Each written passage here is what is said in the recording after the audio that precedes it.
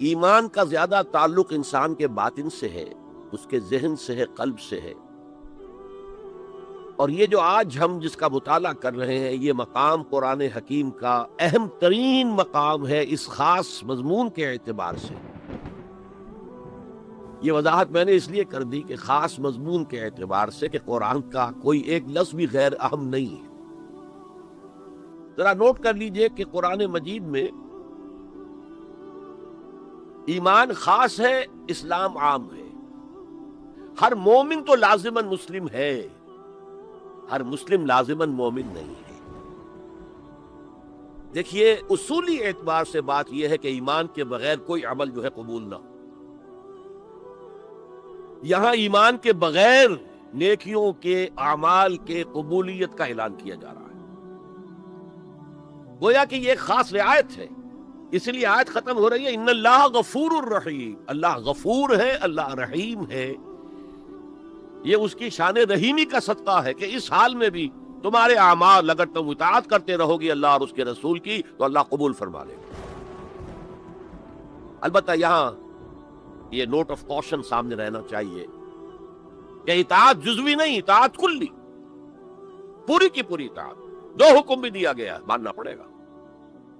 جزوی اطاعت اطاعت نہیں ہے کہ اگر آپ نے ایک حکم قبول کر لیا ایک نہیں کیا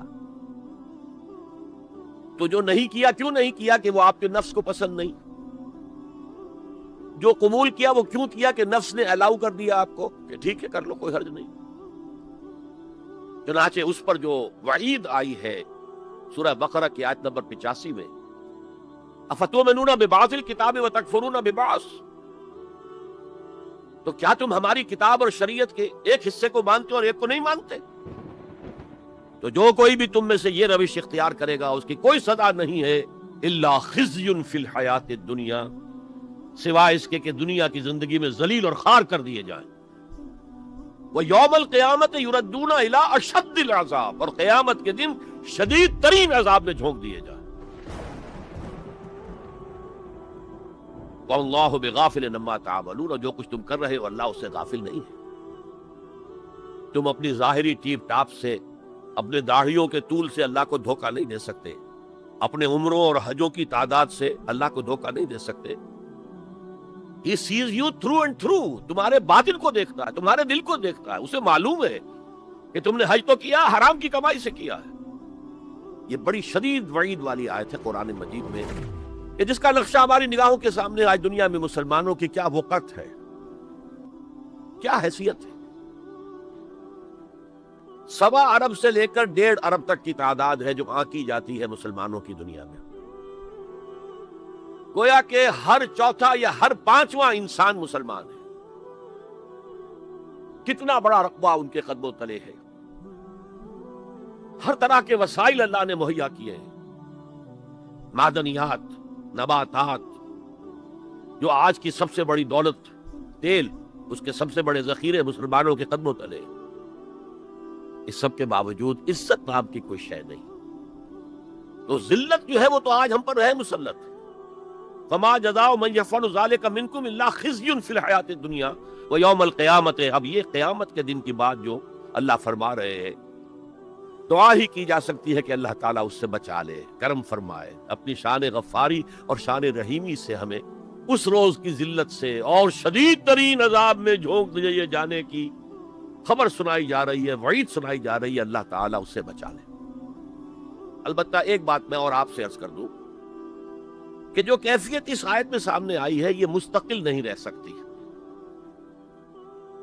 اگر کوئی شخص واقعتاً، چاہے آغاز میں اس کا دل پازیٹیولی ایمان سے خالی تھا لیکن ساتھ ہی نیگیٹو نفاق سے بھی خالی تھا، تو باطن کے اعتبار سے چاہے وہ 0 لیول پر تھا لیکن اگر وہ اطاعت کرتا رہا، نماز پڑھتا رہا، روزہ رکھتا رہا، زکوٰۃ دیتا رہا، حرام چیزوں سے بچتا رہا، فرائض ادا کرتا رہا، تو اس سے لازماً ایمان پیدا ہو جائے گا اس کے دلوں۔ ان اللہ لا ينظر الى صورکم ولا الى اموالکم ولکن ينظر الى قلوبکم واعمالکم۔ اللہ تعالیٰ نہ تمہاری صورتوں کو دیکھتا ہے نہ تمہارے مالوں کو دیکھتا ہے، بلکہ وہ تو دیکھتا ہے تمہارے دلوں کو اور تمہارے اعمال۔ امام بخاری رحمت اللہ علیہ کا موقف کہ ایمان میں عمل بھی شامل ہے انٹیگرل پارٹ کی حیثیت سے، یہ حقیقی ایمان کے اعتبار سے 100% درست ہے۔ دل میں یقین ہوگا تو کیسے عمل اس کے خلاف ہو جائے، لیکن لیگل اور کانسٹیٹیوشنل لیول پر جسے ہم اسلام کہیں گے، عمل علیحدہ ہے، ایمان علیحدہ ہے، اور ایمان حقیقی گھٹتا بھی ہے بڑھتا بھی ہے۔